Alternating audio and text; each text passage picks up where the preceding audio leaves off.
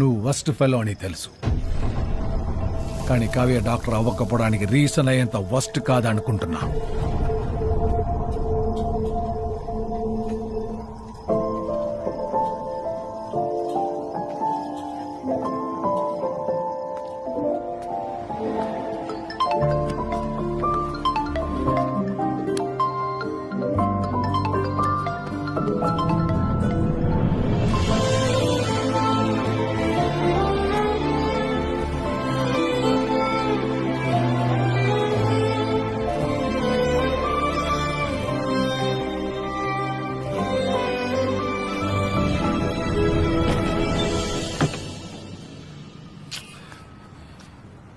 నాన్న